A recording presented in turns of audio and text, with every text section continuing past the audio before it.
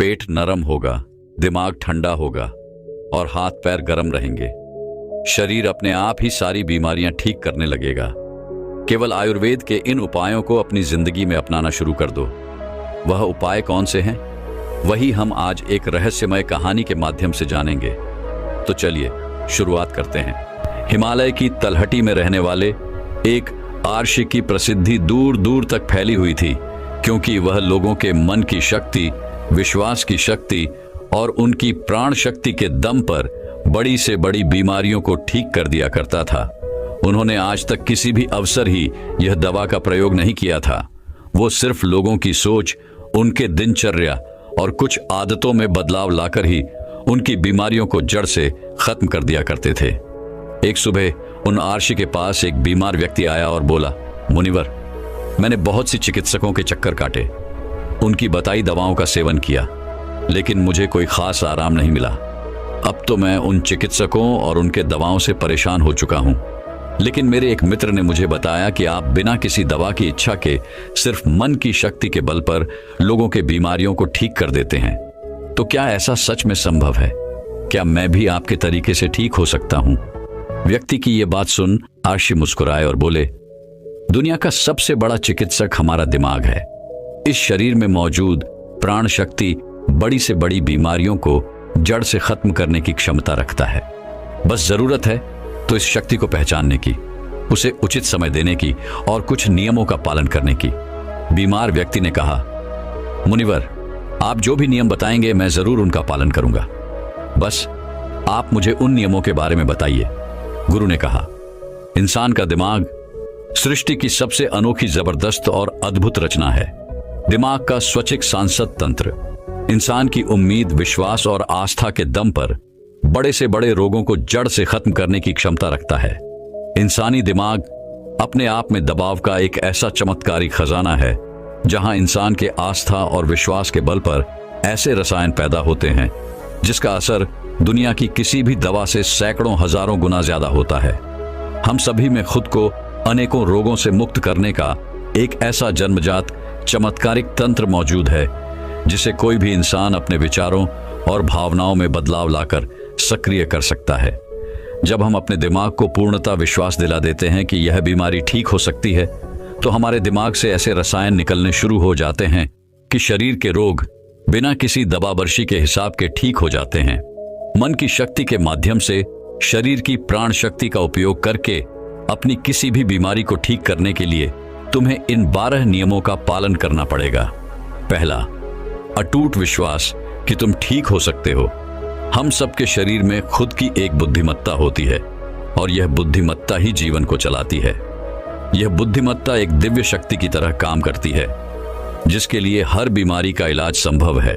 बस तुम्हें अपने भीतर की उस बुद्धिमत्ता के साथ जुड़ना है और उसे यकीन दिलाना है कि तुम एकदम स्वस्थ हो। यह बुद्धिमत्ता ही हमें जिंदगी देती है और हम हर वक्त इसके साथ जुड़े रहते हैं। जैसे ही हम इस बुद्धिमत्ता से अलग होते हैं, चाहे हम 1 मिनट के लिए ही अलग क्यों ना हो, हम बीमार पड़ जाते हैं। हमारे शरीर का संतुलन बिगड़ जाता है और हमें तरह तरह की बीमारियां घेरने लगती हैं। बुद्धिमत्ता यानी हमारे भीतर की वह चेतना जिसे हम अवचेतन मन भी कहते हैं। दिमाग की सारी शक्ति हमारी अवचेतन मन के पास है। यह वह जगह है जहां सारे प्रश्नों का उत्तर है। मन की सारी शक्ति और सारी समझ है।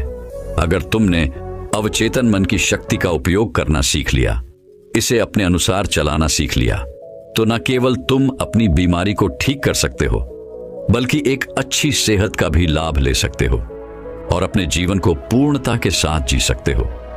जिन लोगों ने अवचेतन मन की शक्ति, विश्वास और आस्था के बल पर अपनी बीमारियों को ठीक किया है, उन्हें किसी बड़ी शक्ति पर पूरी तरह से यकीन था। उन्हें विश्वास था कि जो शक्ति मुझे बीमार कर रही है, उससे भी बड़ी शक्ति का हाथ मेरे सर पर है। वो मेरे से जुड़ी हुई है और मेरे अंदर भी वही शक्ति, वही धारा, वही आज्ञा रही है जो कि मुझे ठीक कर रही है। जब भी हम अटूट विश्वास रखते हैं, किसी बड़ी शक्ति पर सकारात्मक नजरिया रखते हैं, उसके प्रति, तो उससे हमारे दिमाग का दवाखाना सक्रिय हो जाता है। बीमारी को ठीक करने के लिए जिस रसायन की जरूरत होती है, हमारे अवचेतन मन के पास शक्ति है। उस रसायन को बनाने की, और यह रसायन ऐसे बनते हैं जो कि हमारे प्रतिरक्षा तंत्र को मजबूत करते हैं, हमारी रोगों से लड़ने की क्षमता को मजबूत करते हैं, जीवन शक्ति को प्रौल बनाते हैं। तो अगर तुम्हें भी बीमारी से ठीक होना है तो सबसे पहले अटूट विश्वास रखना होगा कि तुम ठीक हो सकते हो। यह विश्वास करना होगा कि जो शक्ति तुम्हें बीमार कर सकती है, कमजोर कर सकती है, उससे भी बड़ी शक्ति तुम्हारे अंदर है, जिसकी मदद से तुम जो चाहो वह कर सकते हो। जब बीमार करने वाली शक्ति है, उससे बड़ी शक्ति ठीक करने वाली है। दूसरा, मन को शांत रखना शुरू करो। 99% बीमारियां या तो गुस्से से पैदा होती हैं या फिर डर से, और गुस्सा भी डर से ही पैदा होता है। तुम्हें समझना होगा कि हमारी ज्यादातर समस्याओं का मूल कारण तनाव और नकारात्मकता से भरी भावना ही है। निरंतर तनाव शरीर में असंतुलन पैदा करता है, और शरीर का असंतुलन कई बीमारियों को जन्म देता है। लोग हर दिन खुद को डराते रहते हैं। उदाहरण के लिए, किसी को घर वापस आने में देरी हो गई तो हमने सोचना शुरू कर दिया कि कहीं उसे कुछ हो तो नहीं गया, कहीं उसके साथ कोई दुर्घटना तो नहीं हो गई। जब भी लोग खाली बैठते हैं तो वह यह देखते हैं कि उनके जीवन में क्या बुरा है। वह हर समय किसी न किसी बात का तनाव लेते रहते हैं, जैसे मेरी शादी कब होगी, पता नहीं मेरी नौकरी कब लगेगी, पता नहीं मेरा घर कब बनेगा, पता नहीं यह, पता नहीं वह। लोग यह सब सोचकर डरते रहते हैं और उस पर विश्वास करते रहते हैं। लेकिन समस्या यह है कि हमारा अवचेतन मन कल्पना और हकीकत में फर्क नहीं कर पाता।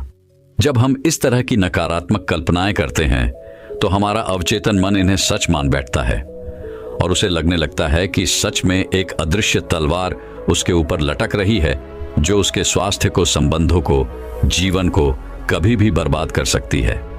और इस तरह से हमारा अवचेतन मन हमेशा डरा डरा रहता है और शरीर के अंदर ऐसे नकारात्मक रसायन पैदा करता है जो गंभीर बीमारियों को पैदा करते हैं। अब इसका समाधान क्या है?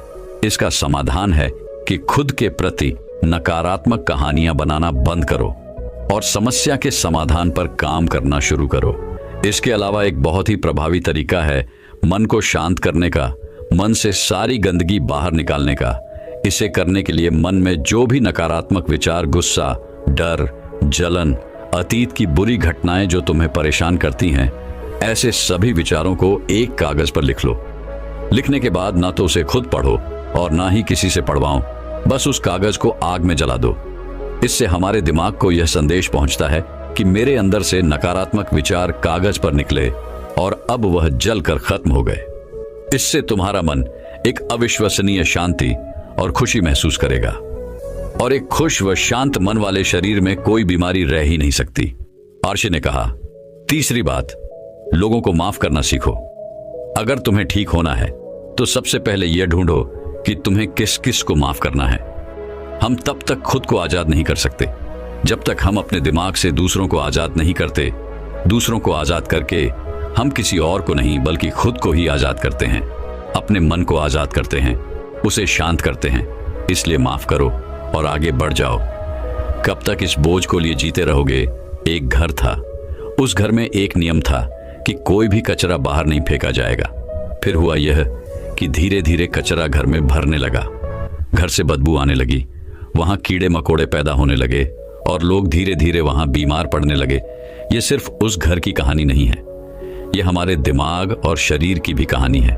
हमारे दिमाग की एक आदत है कि यह हमारे साथ घटी सारी नकारात्मक घटनाओं को अपने अंदर रखता है। किसने हमको धोखा दिया, किसने हमको नीचा दिखाया, किसने हमको गाली दी, किसके साथ हमारी लड़ाई हुई, इसी तरह की सारी नकारात्मक घटनाएं हमारे दिमाग पर घूमती रहती हैं। और इस तरह से वो मौके, वो अच्छी चीजें जो हमारे जीवन में हैं, हम उन पर ध्यान नहीं दे पाते। इस नकारात्मकता के कारण हम हमेशा गुस्से में, जलन में, तनाव में, घुटन में जीते रहते हैं, और 90 से 95% लोग इसी में जीवन को जीते हैं। घर में एक दिन पुराना कूड़ा हम नहीं रखते क्योंकि अगले दिन उसमें से बदबू आने लगती है, लेकिन 15-15, 20-20 साल पुरानी बातें, गुस्सा, जलन, अपमान लोग अपने दिमाग में भर के रखते हैं और फिर कहते हैं हमारी बीमारी ठीक नहीं हो रही। हम जब तक लोगों को माफ नहीं करेंगे तब तक दिमाग से वह चीजें निकलेंगे नहीं। और तुम्हें लग रहा है कि वो सिर्फ एक विचार है, लेकिन वो सड़ा हुआ कचरा है जो कि अभी दिमाग से निकला नहीं और अंदर ही अंदर गंध पैदा कर रहा है। जब हम नकारात्मक सोच के साथ जीवन को जीते हैं तो हम अपने शरीर के उन रसायनों को खत्म करने लगते हैं जो हमें स्वस्थ रखते हैं, जवान रखते हैं, और हम उन रसायनों को सक्रिय कर देते हैं जो हमें बीमार करेंगे, प्रतिरक्षा तंत्र को कमजोर करेंगे और हमें परेशान रखेंगे। और इस तरह से हम खुद ही अपने अंदर बीमारियों को पैदा करना शुरू कर देते हैं। इसका समाधान क्या है? इसका समाधान है लोगों को माफ कर दो। जिसने भी अतीत में तुम्हारे साथ गलत किया है उसे दिल से माफ कर दो और तुम उसी समय से ठीक होना शुरू कर दोगे। चौथा नियम, वर्तमान में जीना शुरू करो। अगर तुम खुद को ठीक करना चाहते हो तो वर्तमान में रहना सीख लो, क्योंकि जब हम भविष्य में रहते हैं तो चिंता और तनाव से भर जाते हैं। जब अतीत में जीते हैं तो पश्चाताप से भर जाते हैं। जीवन की जो सुंदरता है वो वर्तमान के पलों को जीने में है। जितने भी लोग अपने दिमाग और शरीर में कुछ गलत चीजें लेकर बैठे हुए हैं वो वर्तमान में है ही नहीं, जी रहे हैं उस अतीत में जो 5 साल, 10 साल, 20 साल पुराना है। वह जो सड़ गया है, गंध पैदा कर रहा है दिमाग में, वह उसके बदबू में आज भी खुद को लपेटे हुए हैं। अगर कोई बीमार है तो वह वर्तमान में खुद से बोले और महसूस करे कि मैं स्वस्थ हूं, मैं खुश हूं, क्योंकि जब तुम यह सोचोगे कि अभी इस क्षण में मैं स्वस्थ हूं, इमारतों में अतीत में था, तो तुम्हारा दिमाग ऐसे रसायन पैदा करना शुरू कर देगा जो तुम्हारे शरीर को ठीक करने की रफ्तार को कई गुना तेज कर दे। लेकिन वर्तमान में आना कैसे है?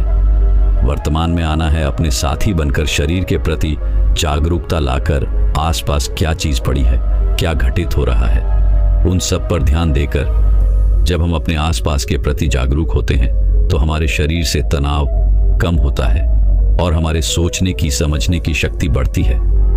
ऐसा करने से हमें अपने बारे में बहुत सी नई चीजें सीखने को मिलती हैं।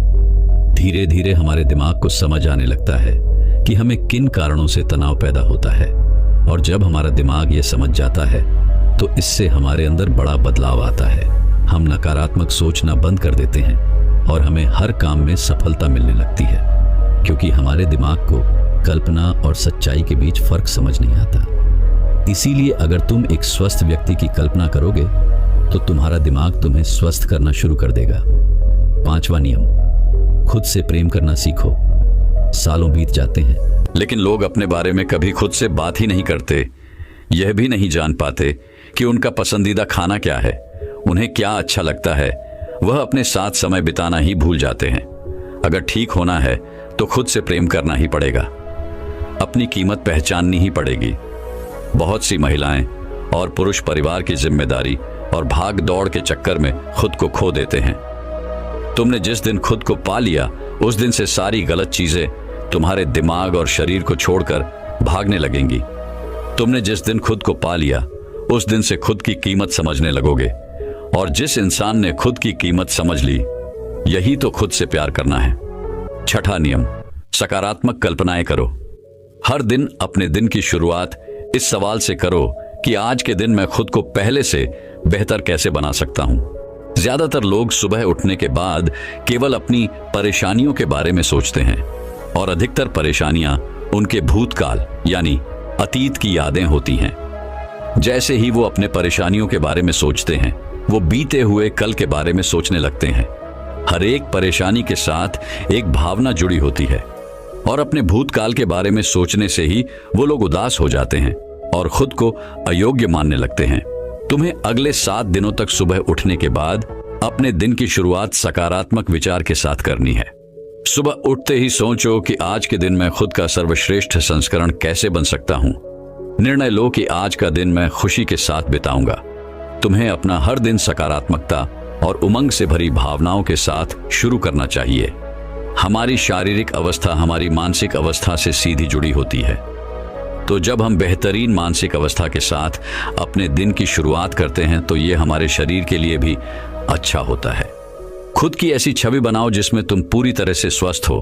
हर दिन 10 मिनट आंख बंद करके बैठो और यह कल्पना करो कि तुम ठीक हो रहे हो। ऐसा करने से ही हमारा अवचेतन मन ऐसे रसायन बनाना शुरू कर देता है जो हमारी बीमारी को तेजी से ठीक करना शुरू कर देते हैं। अगर हमारे दिमाग ने कुछ गलत सोचकर बीमारी पैदा की है तो कुछ अच्छा सोचकर उसे ठीक भी तो कर सकता है। 7वां नियम, अपने जीवन का मकसद खोजो। कुछ लोग तो सिर्फ इसीलिए बीमार रहते हैं क्योंकि उन्हें अपना जीवन व्यर्थ लगता है। उनके जीवन का कोई मकसद ही नहीं होता। वो समय से पहले खुद को बूढ़ा महसूस करने लगते हैं। जीवन में किसी भी लक्ष्य या उद्देश्य का होना लंबे व अच्छे स्वास्थ्य के लिए बेहद जरूरी है। यानी कि हर दिन बिस्तर से उठने का तुम्हारे पास कोई कारण होना चाहिए। जब हमें लगने लगता है कि हमारे जीवन का कोई महत्व है, हम किसी मकसद से जुड़े हुए हैं, तो हम ज्यादा खुश रहने लगते हैं, ज्यादा ऊर्जावान और तरोताजा महसूस करने लगते हैं। और जब हम अंदर से खुश रहने लगते हैं तो हमारा शरीर खुद अपनी बीमारी को खाना शुरू कर देता है। 8वां नियम, पेट से भरकर गहरी सांस लेने का अभ्यास करो। हर दिन कुछ मिनट के लिए पेट को सीधा करके बैठ जाओ और पेट से भरकर गहरी सांस लेने का अभ्यास करो। जब हम गहरी और लंबी सांस लेते हैं तो हमारे शरीर का प्रतिरक्षा तंत्र मजबूत होता है और तेजी से काम करता है, जिससे शरीर की बीमारियां तेजी से गायब होना शुरू हो जाती हैं। साथ ही गहरी सांस लेने से पूरा दिन हमारा मनपसंद रहता है और हम खुश रहते हैं। 9वां नियम, शरीर को अंदर से साफ करो।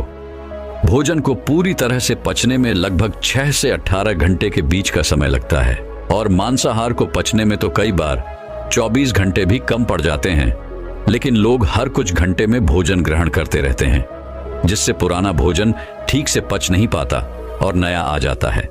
इससे भोजन पचने की बजाय सड़ने लगता है और हमारी आंतों के दीवार में चिपक जाता है। फिर यही सड़ा भोजन रक्त के माध्यम से हमारे पूरे शरीर में फैल जाता है और तरह तरह की बीमारियां पैदा करता है। इससे बचने के लिए व्यक्ति को हर दिन 16 घंटे का उपवास, यह हफ्ते में एक बार 24 घंटे का व्रत करना चाहिए, जिससे शरीर में मौजूद प्राण शक्ति भोजन को पचाने के काम से मुक्त होकर शरीर की सफाई कर सके। क्योंकि जिसका शरीर अंदर से साफ है उसे कोई बीमारी हो ही नहीं सकती। 10वां नियम, ब्रह्मांडीय शक्ति का आभार व्यक्त करो। तुम्हारे पास जो कुछ भी है, अच्छा स्वास्थ्य, अच्छे संबंध, धन दौलत, इसके लिए इस ब्रह्मांड का आभार व्यक्त करो।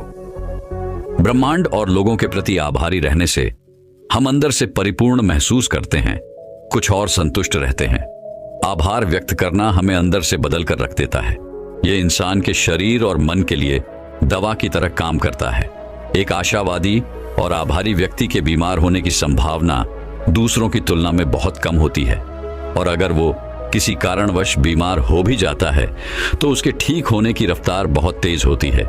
इसीलिए शरीर की प्राण शक्ति पर अटूट विश्वास रखो, आशावादी बनो, खुश रहो, सकारात्मक सोचो और ब्रह्मांड का आभार व्यक्त करते रहो। यही है किसी भी बीमारी को जड़ से खत्म करने के अचूक तरीके। इसके बाद आर्शी मौन हो गए और वह व्यक्ति उनका धन्यवाद कर वहां से चला गया। दोस्तों, 90% रोग केवल पेट में जमी गंदगी की वजह से होते हैं। पेट में कब्ज नहीं रहना चाहिए, नहीं तो हमेशा रोगों से घिरे रहोगे। 160 रोग केवल मांसाहार का सेवन करने से होते हैं। 103 रोग खाने के बाद पानी पीने से होते हैं, इसलिए भोजन के 1 घंटे पश्चात ही पानी पीना चाहिए। 80 रोग चाय पीने की वजह से होते हैं। 48 रोग एल्यूमिनियम की बर्तन या प्रेशर कुकर के खाने की वजह से होते हैं। मिट्टी के बर्तन में भोजन पकाने से पोषक तत्व 100% रहते हैं। कांसे के बर्तन में 97%, एटाल के बर्तन में 93%, एल्यूमिनियम के बर्तन और प्रेशर कुकर में सिर्फ 13% पोषक तत्व ही रह जाते हैं। आयुर्वेद के अनुसार भोजन पकने के 48 मिनट के अंदर उसे खा लेना चाहिए, क्योंकि उसके पश्चात भोजन में तामसिक गुण आ जाते हैं। 12 घंटे के बाद खाना पशुओं के खाने लायक भी नहीं रह जाता। खाने के लिए हमेशा सेंधा नमक सर्वश्रेष्ठ होता है। उसके बाद काला नमक, सफेद नमक जहर के सामान होता है। सरसों, मूंगफली, नारियल, सूरजमुखी का तेल और देशी घी खाना चाहिए। रिफाइंड तेल और डालडा शरीर के लिए जहर के समान होते हैं। चाय, कोल्ड ड्रिंक्स और शराब के सेवन से हृदय रोग होने की संभावना बढ़ जाती है। अत्यधिक ठंडे जल, आइसक्रीम और ठंडे पदार्थों के सेवन से बड़े हद तक हृदय सिकुड़ जाता है। मैदे से बने पदार्थ जैसे पिज्जा, बर्गर आदि का सेवन करने से बड़े आंतों में गंदगी जमा होने लगती है। भोजन के पश्चात स्नान करने से पाचन तंत्र मंद पड़ने लगता है। और शरीर कमजोर होने लगता है। इसीलिए हमेशा भोजन से पहले स्नान करें। शैम्पू कंडीशनर से बाल पकने, झड़ने और कमजोर पड़ने लगते हैं। आपने देखा होगा कि साधु के बाल कितने मजबूत और घने होते हैं, जबकि वह किसी प्रकार का कोई साबुन, कंडीशनर और ब्रांडेड तेल नहीं लगाते। वह ब्रह्मचर्य में रहकर संयम पूर्वक अपना जीवन व्यतीत करते हैं। आजकल ज्यादातर बीमारियां गलत खान पान और गलत दिनचर्या की वजह से पैदा हो रही है। अगर हम अपने खाने, सोने और उठने का समय निश्चित कर लें, साथ ही सही भोजन उचित मात्रा में ग्रहण करें, तो हम बहुत सी बीमारियों से खुद को बचा सकते हैं और पुरानी बीमारियों को ठीक भी कर सकते हैं। तो दर्शकों, चलिए इसी विषय पर अगली रोचक कहानी की शुरुआत करते हैं। एक गुरु समुद्र के किनारे अपना आश्रम बनाकर रहा करते थे। वे रोज शाम को आश्रम के बाहर खड़े होकर समुद्र के ऊपर उड़ने वाले बाजों को बड़े ध्यान से देखा करते थे। एक शाम को वो रोज की तरह समुद्र के किनारे खड़े होकर एक उड़ते हुए बाज को निहार रहे थे कि तभी उनके आश्रम के कुछ शिष्य उनके पास आकर खड़े हो गए और वह सभी भी उस उड़ते हुए बाज को निहारने लगे। थोड़ी देर तक उस बाज को देखने के बाद उनमें से एक शिष्य ने गुरु से पूछा, गुरुदेव, आप रोज शाम को इन उड़ते हुए बाज को क्यों देखते हैं? शिष्य का यह प्रश्न सुनकर गुरु कुछ देर तक तो मौन रहे, फिर अचानक बोल पड़े, जिंदगी में अगर कुछ बनना हो तो एक बाज बनना, कभी तोता मत बनना, क्योंकि तोता बोलता तो बहुत है लेकिन कभी ऊंचा उड़ नहीं पाता।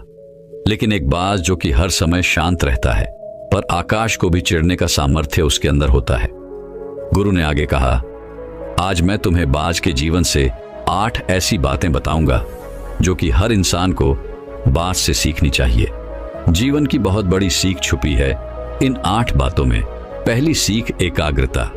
जब भी बाज को शिकार करना होता है तो वह एक बार अपने शिकार को निश्चित कर लेता है, फिर वो किसी दूसरे शिकार पर ध्यान नहीं देता। शिकार का आकार उससे छोटा हो या फिर उससे कई गुना बढ़ा, एक बार शिकार को चुन लेने के बाद वो उसकी हर हरकत, हर गतिविधि पर पैनी नजर रखता है।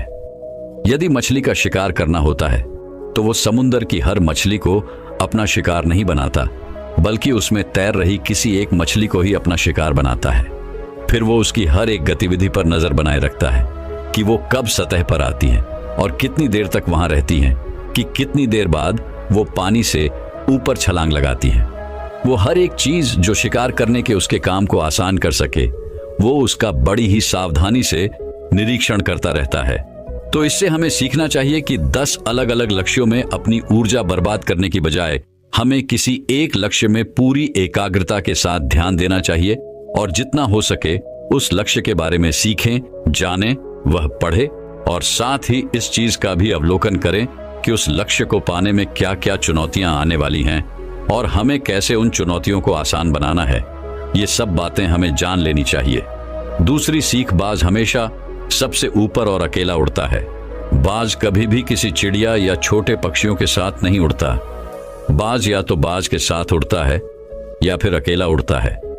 इससे हमें सीख मिलती है कि छोटी सोच वाले लोगों से दूर रहो, या तो बड़ी सोच वाले लोगों के साथ रहो या फिर अकेले रहो, क्योंकि जैसे लोगों के साथ हम रहते हैं अंततः हम भी वैसे ही बन जाते हैं।